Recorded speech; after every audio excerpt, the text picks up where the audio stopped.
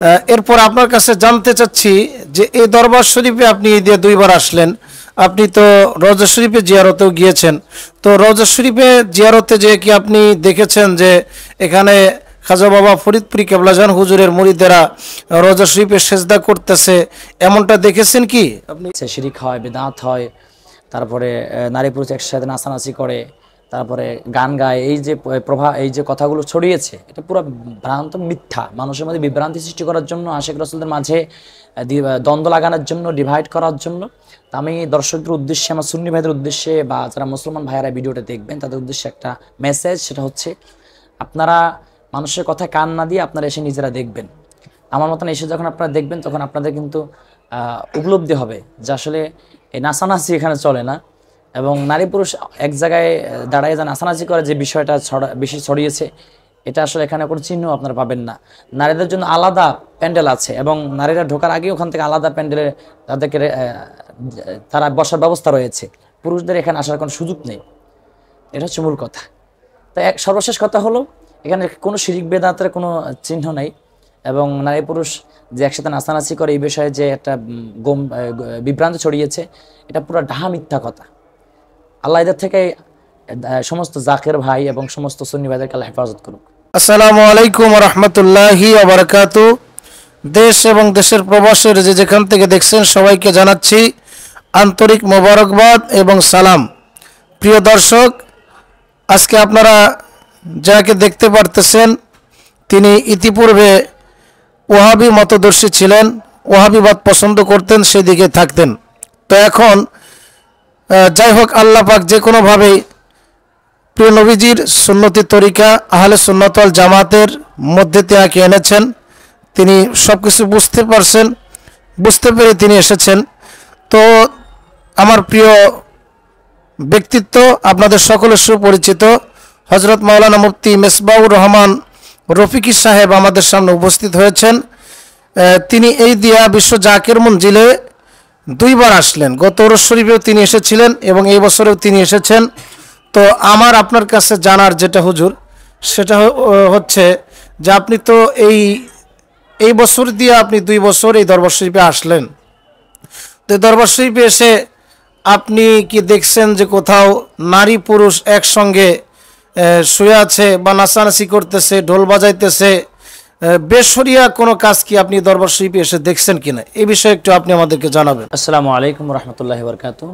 আমার ভাই অত্যন্ত সুন্দর একটি প্রশ্ন করেছে, যে বিষয়টা বর্তমান বেশি আলোচনা সমালোচনা হয়। যেমন আমি যখন কওমি আকীদা ছিলাম, এক কথায় ওয়াহাবি আকীদা ছিলাম, তখন থেকেই কিন্তু আমি শুনতাম যে এখানে শিরিক হয়, বেদাত হয়, এখানে নাকি মাটির নিচে কোরআন রাখা হয়, মানে এরকম বিভিন্ন রকমের উল্টাপাল্টা কথা, উদ্ভরমূলক কথা, যেগুলো ভ্রান্ত কথা আমরা শুনেছি।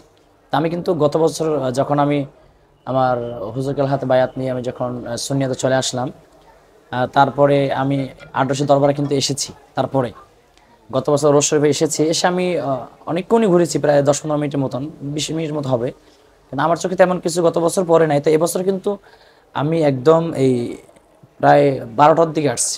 12টা কি হ্যাঁ 12টার দিকে আসছি। এই পর্যন্ত আমি এখানেই আছি দরবারে, এই রুমের মধ্যে না, কিন্তু এমনি বাহিরে আমি ঘোরাফেরা করছি, আমার গাড়ি সামনে রাইখা ঘোরাফেরা করে দেখলাম যে আসলে যারা বলছে যে এখানে নারী পুরুষ একসাথে নাচানাচি করে, শিরিক বিদআত হয়, এটা একটু যাচাই বাছাই করার জন্য। যেহেতু 1 বছর আইসা তো পুরো দেখতে পারিনি, আমার চোখে নাও বাজতে পারে, কিন্তু এবার একটু সময় নিয়ে আমি ভালো করে একটু ঘোরাফেরা করলাম। দেখলাম যে না, আসলে এখানে শিরিক বিদআতের কোনো চিহ্ন বলতে কিছু নাই। এবং নারী পুরুষ আমার চোখে তো এই মাঠের আনাচে কানাচেও নারী পুরুষ পরে নেই, মানে মাঠের আশেপাশেও না। তাহলে যারা বলে যে এক জায়গায় দাঁড়ায় নারী পুরুষ জিকির করে, এই যারা বলছে এই উদ্ভরমূলক বক্তব্য দিল, এর সাথে কোনো মিল পাইলাম না। তা আমি এটাই উপলব্ধি করেছি যে আসলে যারা এই আদর্শ দরবারের বিরুদ্ধে এই প্রভাকাণ্ডাগুলো ছড়াচ্ছে, শিরিক হয়, বেদাত হয়, তারপরে নারী পুরুষ একসাথে নাচানাচি করে, তারপরে গান গায়, এই যে কথাগুলো ছড়িয়েছে, এটা পুরো ভ্রান্ত মিথ্যা। মানুষের মধ্যে বিভ্রান্তি সৃষ্টি করার জন্য, আশেক রসুলদের মাঝে দ্বন্দ্ব লাগানোর জন্য, ডিভাইড করার জন্য।